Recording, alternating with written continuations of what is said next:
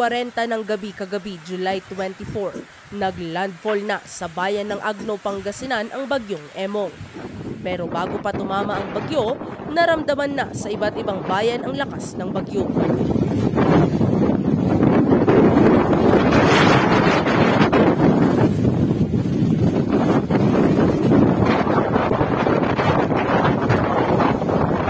Sa pagkagat ng dilim, tila ibinuhos na ng bagyo ang buong lakas nito sa bayan ng Agno. Nawarak na.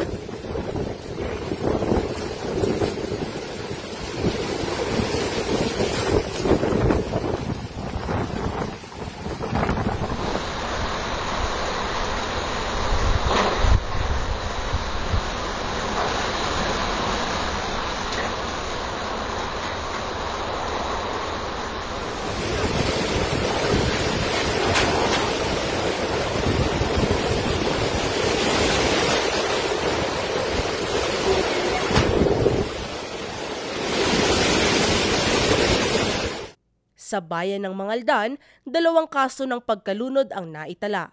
Isang 55 anyos na lalaki ang natagpuang lumulutang sa isang malaking kanal sa Barangay Anolid noong July 24.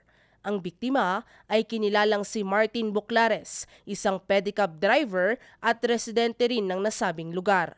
Ayon sa Mangaldan PNP, huling nakitang buhay ang biktima noong gabi ng July 23. Matapos ang pagkawala, natagpuan ang kanyang bangkay sa rumaragasang tubig na nag-uugnay sa bahaging binahang kanal. Samantala, isa pang kaso ng pagkalunod ang naitala sa Sitio Baybay, Barangay Bantayan sa parehong bayan. Nasawi rito ang isang 14 anyos na binatilyong nahulog mula sa tulay. Natagpuan ang kanyang bangkay matapos ang halos 4 na oras na search and retrieval operation ng MDRRMO Mangaldan Quick Response. Sa paglayo ng bagyong Emong sa probinsya, tumambad sa mga Pangasinense ang iniwang pinsala ng bagyo. Sa lungsod ng Alaminos, humambalang sa kalsada ang nagtumbahang mga puno. Ang motorista, stranded matapos bahain ang mga kalsada at tulay.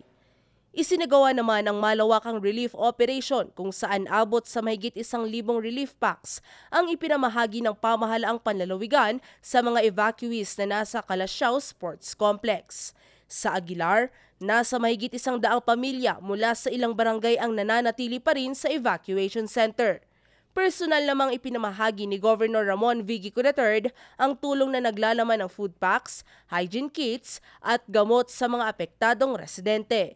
Nagpakain din ng Gicosina on Wheels ng libreng lugaw habang isinagawa rin ang mga serbisyong medikal sa tulong ng mga doktor ng Bayambang District Hospital at Pangasinan Provincial Hospital.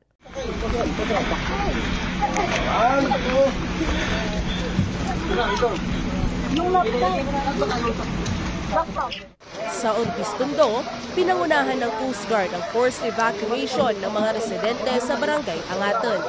Dinala sila sa evacuation center sa Rial Elementary School.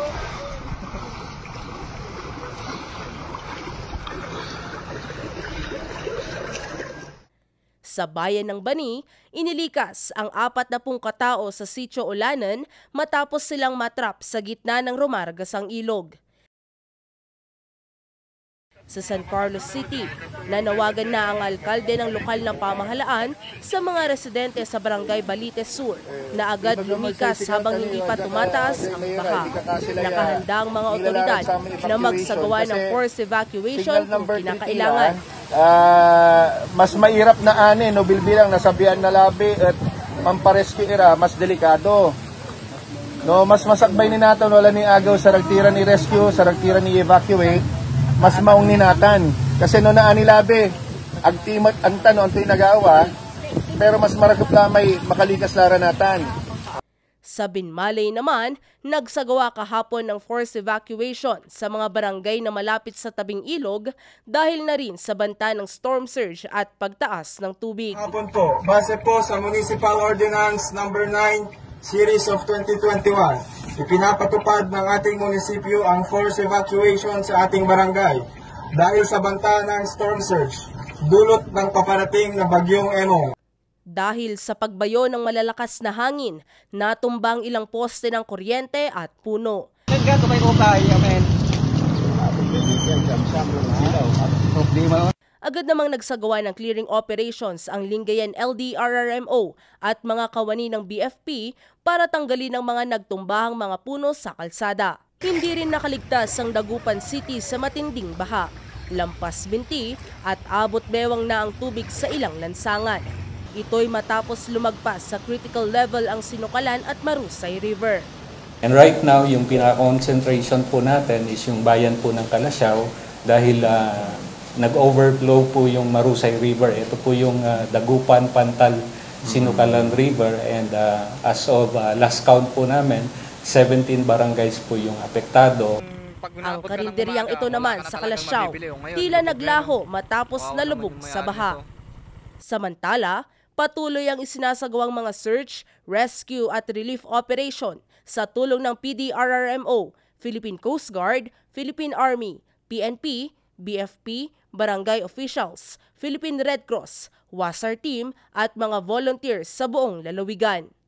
Agriculture po natin, meron po tayong 31 million po. Partial damage report po ito and we see a trend kung halimbawa lalakas pa po yung ulan dahil ngayon po ay wala pong pasok, yung pong ating rapid damage assessment and needs analysis ay kasalukuyan po silang nasa field din po but in the next coming days we expect this will be higher than reported sa kasalukuyan. Sa ngayon, nasa 13 bayan na sa probinsya ang isinailalim sa state of calamity dahil sa pinsalang idinulot ng Bagyong Krising, Dante, Emong at ng Habagat. Patuloy rin ang pagbibigay ng libreng sakay sa mga apektadong pasahero, partikular na mula sa Lingayen patungong Alaminos City. Nananatiling naka-alerto ang mga opisyal at mga rescue team ng iba't ibang bayan para masiguro ang kaligtasan ng mga residente. Valerie Dismaya, RNG News.